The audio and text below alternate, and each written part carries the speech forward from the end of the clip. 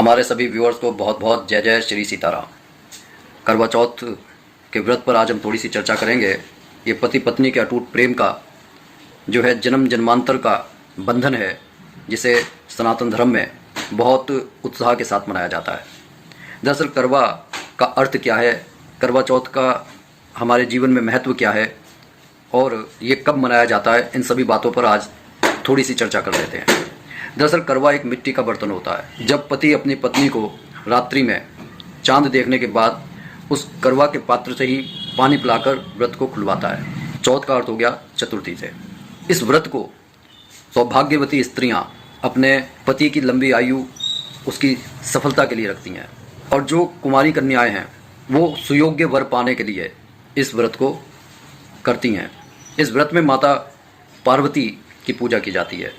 हालांकि जब हमारे शास्त्रों में ये बताया गया है कि माता पार्वती ने भगवान शिव को पति रूप में पाने के लिए एक कठोर तपस्या की थी, लेकिन आज के इस सांसारिक युग में कोई कठोर तपस्या नहीं कर सकता।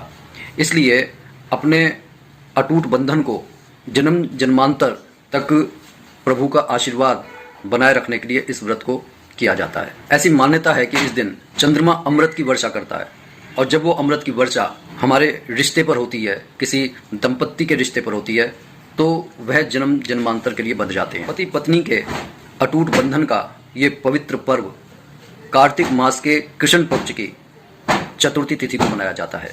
इस दिन रात्रि में चंद्रमा के दर्शन करने के बाद पत्नी अपने पति के द्वारा करवा से पानी पिलाए जाने के बाद अपने व्रत को खोलती है। करवा का इतना महत्व क्यों है, आइए इस महत्व को समझने की कोशिश करते हैं। ये एक बहुत ही गूढ़ और रहस्यात्मक बात है।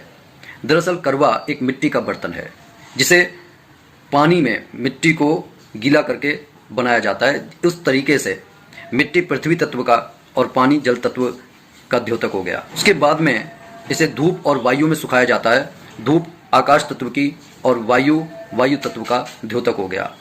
तत्पश्चात अग्नि में इसको पकाया जाता है।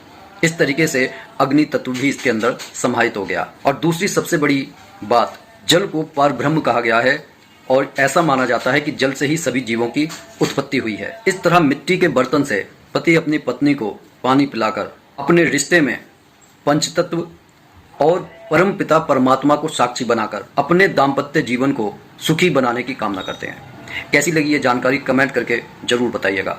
बोलिए जय जय श्री सीताराम।